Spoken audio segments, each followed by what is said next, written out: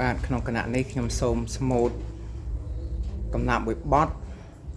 ក្រុមចំណងជើងថាសូមថ្វាយបង្គំបទពាក្យ7ស្មូតបែបសារភ័ញ្ញ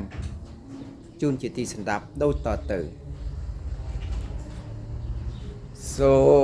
មថ្វាយបង្គំ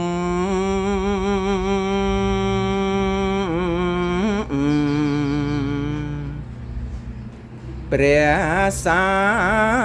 ម្ពុទ្ធប្រសើរបំផុតលើលោកាជាគ្រូនៃមនុស្សនឹងទេពតា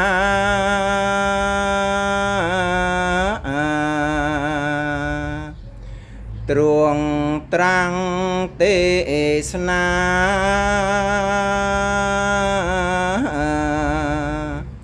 ប្រដៅសត្វចង់អល់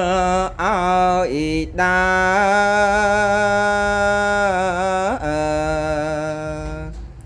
ផ្លូវកណ្ដាលមេគាត្រកាអាចកំចាត់ទុកភ័យចង្រៃឲ្យខ្ចាយខ្ចាត់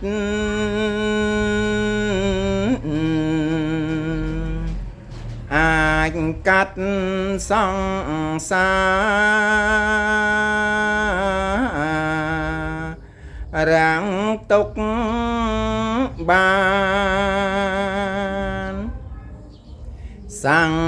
សនាព្រះអង្គ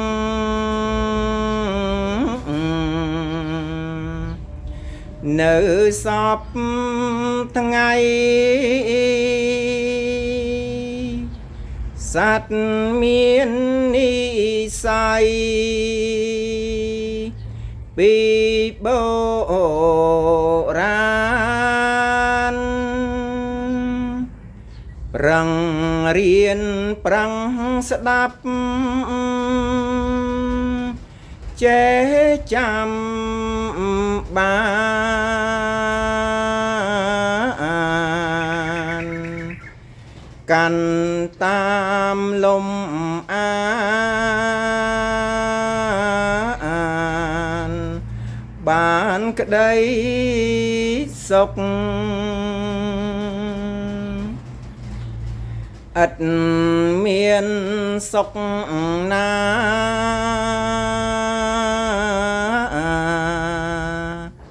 ស្មើ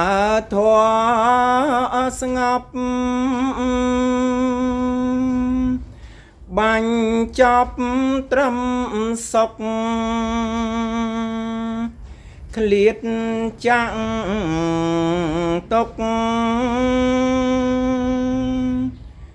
តាំងពីលោកនេះតទៅមុខ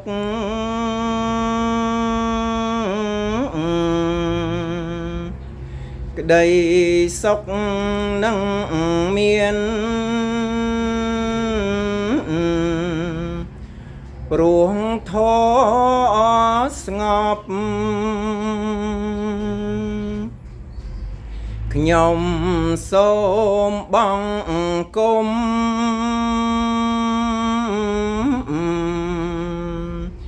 ឆ្ពោះព្រះធម៌ព្រះសង្ឃបវរទាំងសពគ្រប់រួមជាត្រៃរតន៍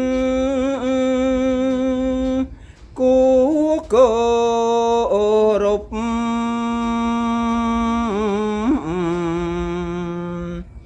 ជាមលុបត្រជាក់នៃលោកកាព្រះរូបព្រះធាតុ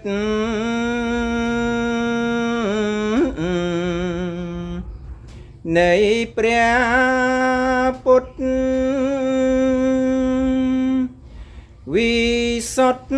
តាមអង្គព្រះសង្ឃស្ដាសូមគុណត្រៃរតន៍